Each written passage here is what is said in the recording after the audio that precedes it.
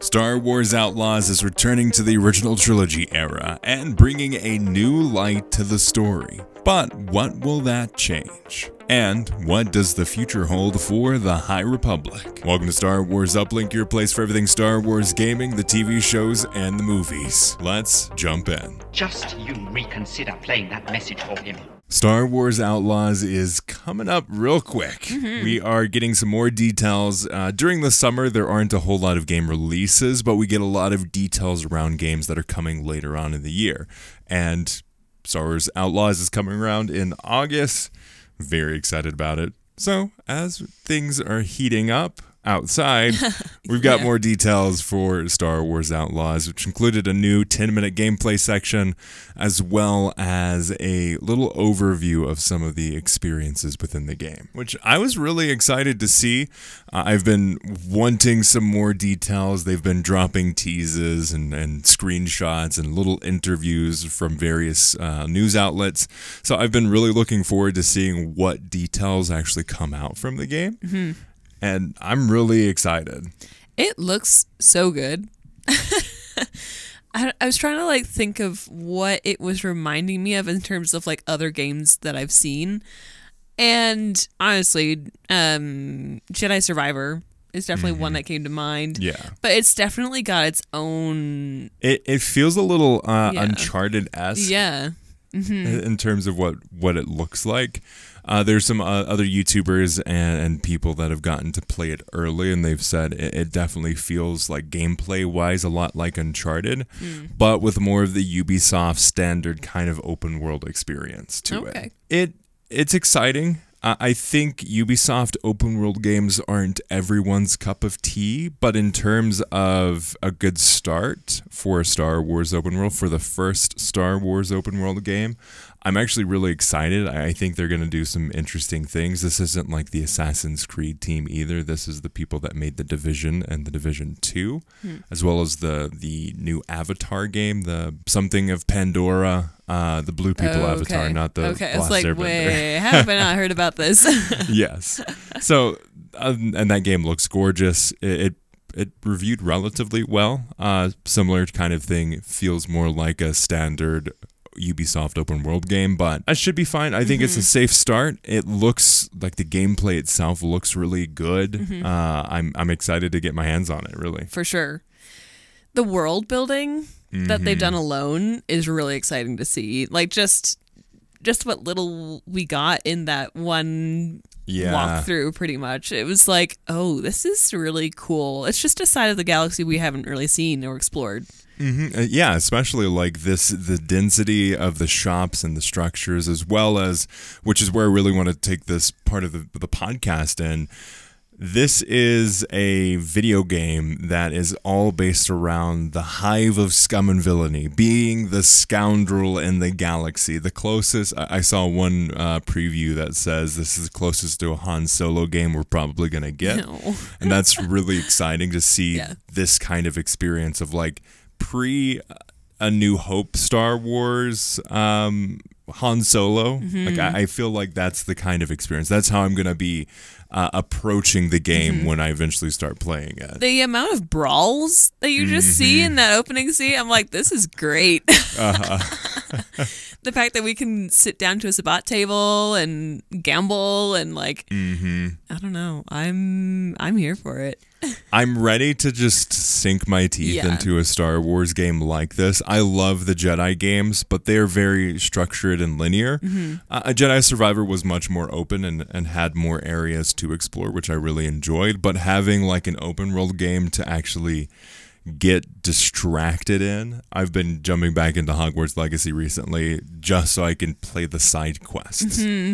And I'm level 26, barely made it into the story, have about almost 100 hours in the game, and those are side quests until I can't do side quests anymore, and then it's jump right into the story until it opens up more side quests. And that's how I'm going to approach this game. I feel like this is going to be the new cosplay kind of game. This is the, I want to play this character like I would want to be in the Star Wars galaxy. Yes. So I think that's the beauty of games like this, where it's like it is kind of all about the side quest. It is all about getting distracted and following the shiny thing. Yes. Because you do form this character that you kind of take with you. That's why I love just doing side quests. Like, main storyline's great. Because eventually you do need to get somewhere, but you have to have a reason for playing the game. Exactly. But especially with something so characterized as scum and villainy and stuff like that, it's like, what kind of scum and villainy are you going to partake in, sort of thing. I love that. I love just the option of like, do you help someone and for why, like for what reason, and all this good juicy just character building stuff. That's really fun for me. And we had gotten the Outlaw system, and we had gotten hints around like little tiny mentions and teases around the reputation system, which I think is the real big secret around this game, like that they've been holding a little bit captive a little bit in terms of, okay, this is going to be a key part of the experience of the game, but we're not going to showcase it until we're ready to. Now they're showing, hey, this is the core meat of the game. You have to balance all of these relationships with the various syndicates, with the various people across the world and the stories that you are going to be playing in. You have to make sure that in the future, if you need this specific syndicate's help for, as we know so far, the main story structure for this game is you're going to pull off the biggest heist in the galaxy. This new big shot character who has come in basically wielding a bunch of money and is trying to get the syndicates to do his will and make this big syndicate, basically. Right. That's the core structure. You're going to steal from that person. That's the background, but to do that well, you kind of have to balance across the galaxy, making sure you don't cross too many bridges. Right. Yeah. It's Burn definitely too many bridges, cross too many people. Yes. That's kind of the exciting part of it, is like, I have a feeling that you're always going to be able to make back that reputation. Like, I don't think you can ruin it completely. Yeah. But if you get into the bad standings, when you get to Tatooine, really you are going to face some struggles with those syndicates. You won't be able to find the support. Prices at shops may be more expensive. Right. All of these things are going to impact you. And if you go through and become an outlaw with the Empire, there will be, the higher and higher that ranking is, that wanted system is, the more powerful the enemies are that will be sent after you. Yeah. So on the one hand, you have like, okay, there's two things that you have to focus on here. There's the syndicate side of things, and then there's the Empire side of things. Yeah. Probably shouldn't get both of them angry at you at the same time. Yeah. I mean, it'd be interesting to see. I do want to eventually like get into this game and just screw everybody over. Of course. And see what happens when the whole galaxy hates you. That's probably like the second playthrough. Yes. Like you do it for real and try to like keep everybody happy, and then you go in it again knowing what you're doing, and then you just get ready to burn all the bridges. Yeah, just set the blaze burning. Yes. Which, I mean, that's really exciting. I do think the story beats are a little light in terms of what what the main story missions are, which I think is perfectly fine. This is one of those games that I think is going to benefit from that. I think it's going to feel a lot better to go into that a little bit more blindly. Yeah. It felt very seamless, just what they were showing. I mean, I know there were several cuts and things that they were clearly not showing us the whole. Yeah, it didn't show you going the 158 meters away to get to this one thing, to climb up this rope to get to the other person. Fair enough. That is a concern. Like, will this world actually feel robust in terms of the middle areas? And will it feel like Breath of the Wild, to where you actually have things happening in between you going from point A to point B? I mean, that's the glory of something like Fallout. Yeah. Fallout is incredible at saying, hey, this is your main goal here, but on your way to that goal, you're going to get distracted. You're going to get roped into this other Brotherhood Academy. Like, you're going to go through all these things. Is it going to be more empty, or is it going to be full of the distractions that I kind of want it to be.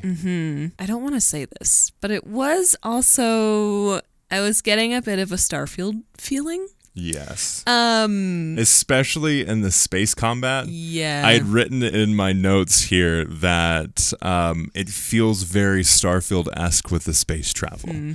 That was a big disappointment for Starfield was, oh, hey, we've got one of the biggest galaxies. We've got 1,000 planets. You can fully explore the galaxy. But to explore the galaxy, it's literally just, I want to go here, put it in the nav system, and then you basically hyperspace jump over to that planet. Yeah. And then once you're to that planet, you select which area on that planet you'd like to go to. Right. And that's exactly, from what this looks like, from the gameplay that we've seen in the space travel, it's exactly how this works. Yeah, so I'm very curious to see just how that plays out. Like, is that going to be a big deal? I feel like for some people that is. Yeah. Because I think space is a huge thing for Star Wars. Yes. And Star Wars fans have always wanted ground to space and space to ground kind of experiences. It's why people were so hyped around Starfield. But I don't think this is going to be that experience. Yeah. It's kind of a shame, too. Like, I got a little excited when it was like you can help out people when they're playing or their spaceships are getting attacked and stuff like that. It's like, but could we like decide to attack them ourselves and hijack their maybe and get on their ship? Like, could we do that? I don't think so. Yeah, I think so. I think there's limitations. Attack them, yeah, but I don't think you could actually like become a pirate. Right. Yeah. I'm trying to be scum and villainy here. Can I not be a pirate? Come on. Come on. You have to be semi-pirate, semi-nice person. Rude. Yeah. No, I totally see that. There's going to be some limitations here for sure. I think that will actually be a big downside for a lot of people is that Starfield-esque travel. Now, it doesn't like cut you right to it. So there is this, once you just decide, hey, I'm going to go to Mos Eisley, from the atmosphere outside, you're going to go through that full travel experience. You are going to see the full journey to Mos Eisley. Yeah. And it looked very slick. A lot of it's hidden by smoke and that kind of stuff, but you gotta have a loading screen of some kind somewhere, you know, like it's not going to be completely like we're in, we can change course at any time. No. Yeah. But for you to know and be aware of, that's not the kind of space travel that this game's going to be. So that kind of sucks, actually. Yeah. But I think the story looks really good. I'm really excited to see what pieces from across the galaxy, because this is the first time that we're seeing a original trilogy game experience. That's true. Because this takes place in between that small gap between The Empire Strikes Back and Return of the Jedi. This is the first time we're seeing it in a canon video game experience. We saw post Return of the Jedi with Battlefront 2's campaign, and we've seen pre A New Hope with Jedi Fallen Order and Jedi Survivor. Right. This is the first time we're in the midst of the original trilogy. I guess Squadrons is kind of that, but it's still, I think it's set in between the trilogies. Very different. Yes.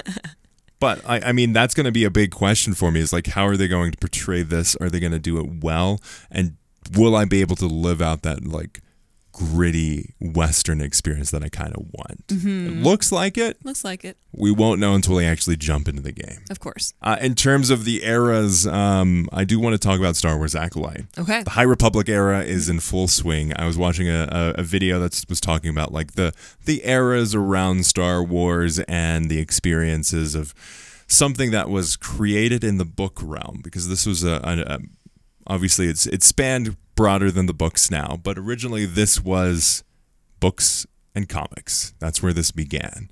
And it was this new effort to have phase-based stories in an entirely new cast of characters in an entirely new time frame, which was almost like the golden era of the Jedi. You've got Knights of the Old Republic in terms of where they had great power, but this was now a time of peace and prosperity for the Jedi. Right.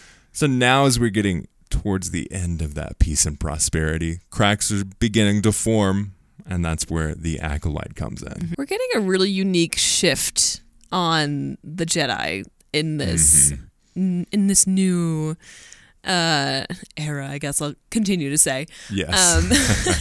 Trying to think of another word, but no. Yeah, so we get this more widespread, this more planted, I want to say, Jedi, that we're like, we actually have different, like, we're seeing the temples. We're seeing like these places that have been hunkered down into different planets. This is not just Coruscant. This is the galaxy. Like that for me was totally blowed me away. I was like, oh my gosh, no, they're everywhere. Yes. They are all over the place. And yeah, and we're getting these peace loving, I don't know. I wouldn't say peace loving, but structure loving. Yeah, okay, that's a better term. Yes. Yeah. Definitely rule followers. Yes. Traditionally, closer you get to Coruscant, really. Sure, for sure. But yeah, they have this idea of what the world should look like, and they're clearly like going out into the galaxy trying to make that happen. Yes, that is definitely the experience that we're getting here. I do find it interesting, just the cracks that are already there in terms of the different experiences that the Jedi have in the galaxy.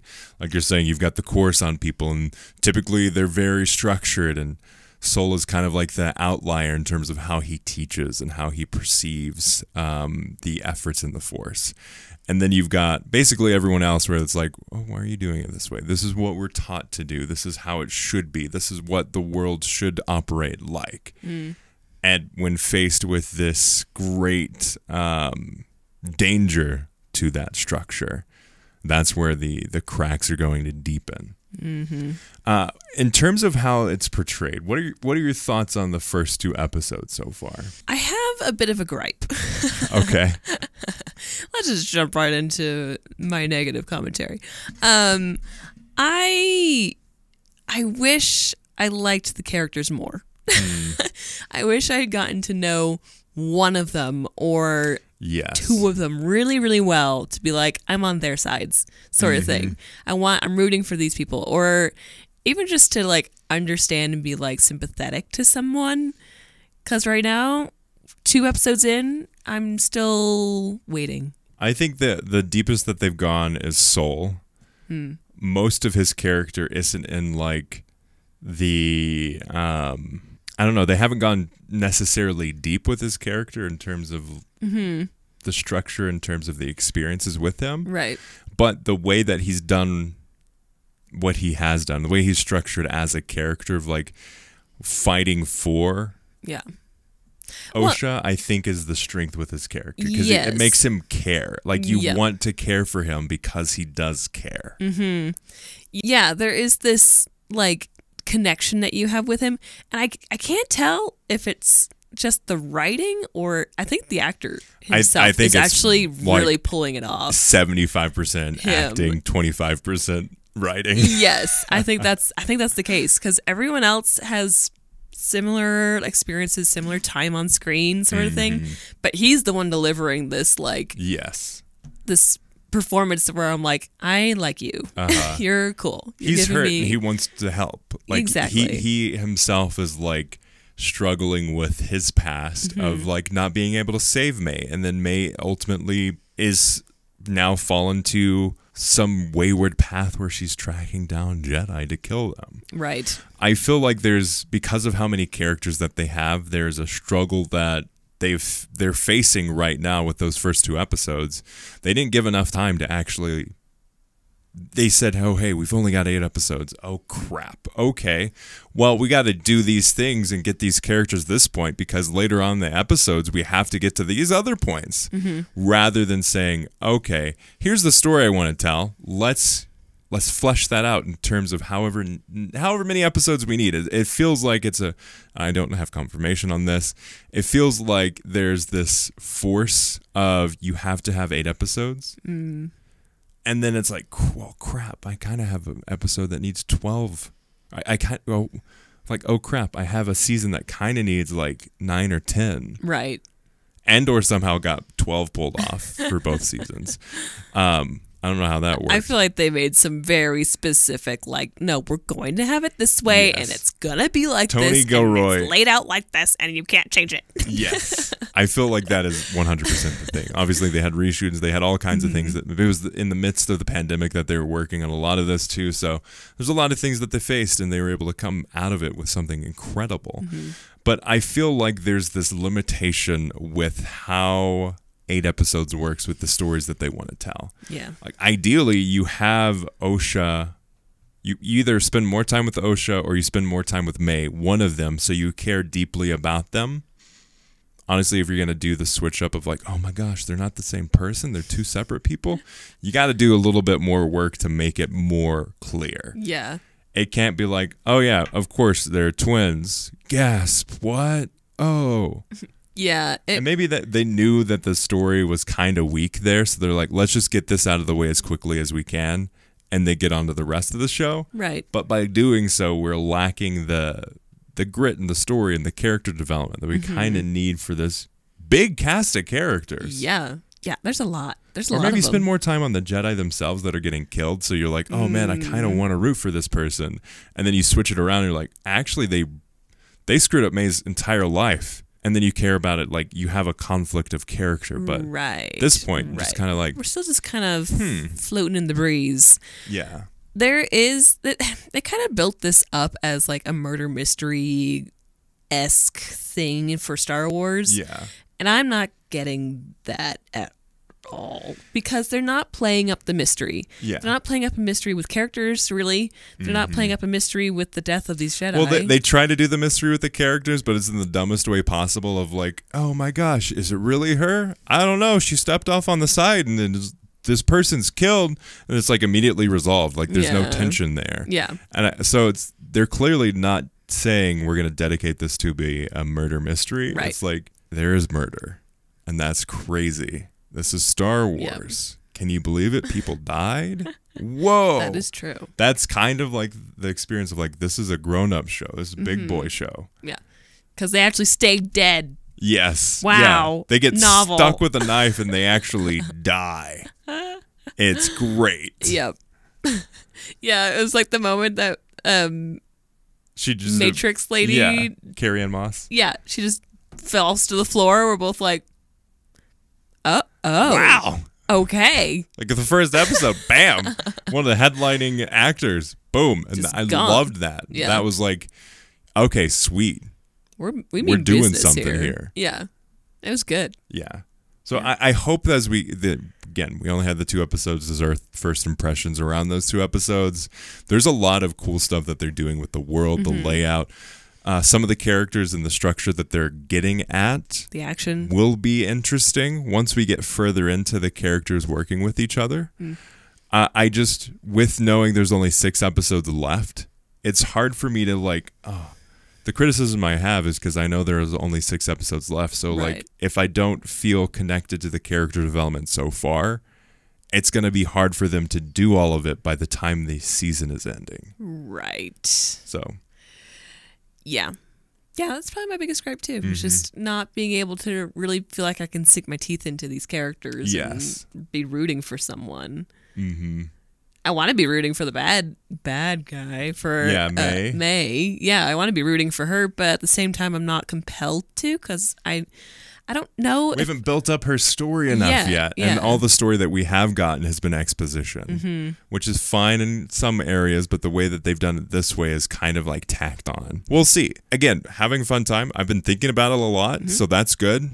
And it's not like a crappy, like the way I was portraying with Obi-Wan Kenobi, the show. Like that was like, I can't believe they did this. It's like, I wonder what they're going to do next. Yeah. And that is a good sign. Yeah. So... It's not all like hatred and vitriol and that kind of stuff over here. It's like, oh, interesting. They're going to do this. I have some gripes with how the story is actually structured and what story they're trying, what they're trying to say. But I'm excited for the actual world that they're building. For sure. But let us know your thoughts in the comments below if you're watching this on YouTube, or contact uplinkpodcast.com if you're listening to this wherever you find podcasts. Would love to hear your thoughts around Star Wars Outlaws as well as Star Wars Acolyte.